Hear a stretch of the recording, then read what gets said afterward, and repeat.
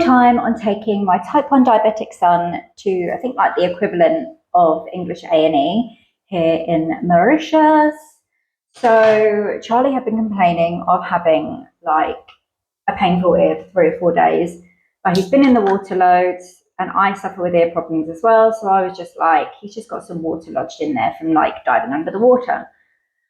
On day 3, he was still really complaining that his ear was hurting, and he started taking paracetamol. Now, for an autistic child, taking paracetamol tablets is normally a massive no for him.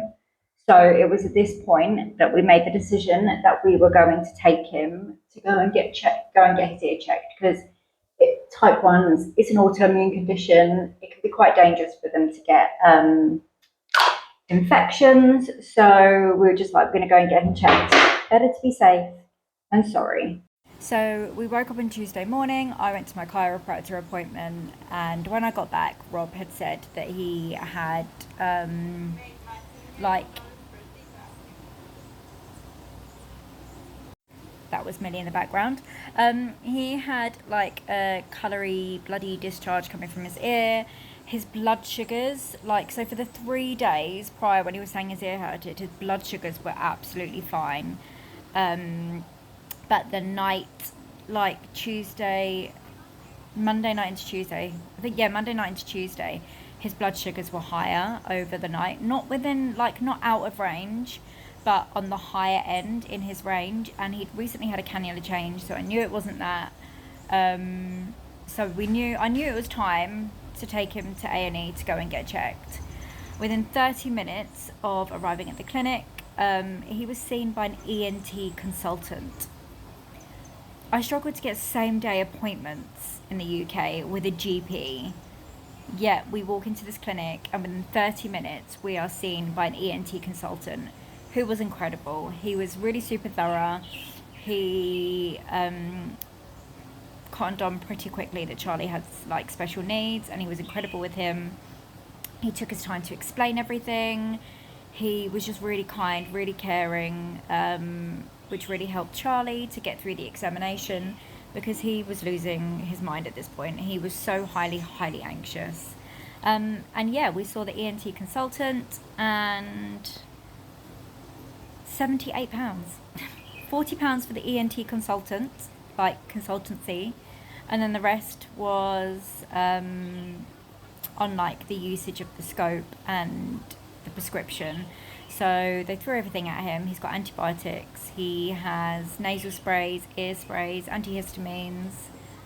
They prescribed some Doliprane as well. That's £78 to see an ENT consultant within 30 minutes of arriving at clinic. My mind is blown. I haven't been able to update this earlier because I have been so ill myself. So ill. But yeah, the level of care he received was incredible. And really thankful that I was really worried about stuff like this happening. Back in the UK, my level of anxiety had been so high surrounding going on holiday, our first holiday since he's been diagnosed. But you know what? We've had some hiccups since we've been here. Things have gone wrong. Things have not gone to plan. This kid's not had antibiotics for years and years and years. Yeah, first holiday abroad, we end up in A&E. So yeah, really, just go and do it. Don't let fear stop you. That's my one bit of advice. Don't let fear stop you, because everything is manageable as long as you have a plan and you know what you're doing. So we knew because my mum lives here, we knew where the clinics were, and if we didn't, I would find these things out. I'd want to know where the local A&E is. I'd want to know where the pharmacy is. So yeah, go and do the things. And luckily he's doing much better. What's his blood sugars? He's just had breakfast, so it's going to be high. But yeah, luckily his blood sugars have pretty much stayed within range. I've actually been struggling with higher blood sugars this holiday. The heat is doing the opposite of what I thought it would. I thought he'd run low, and he's not. He's running slightly higher. But anyway, he's doing much better. Thank the Lord. Thankful that he's doing better. Go and do the thing. Don't let fear stop you.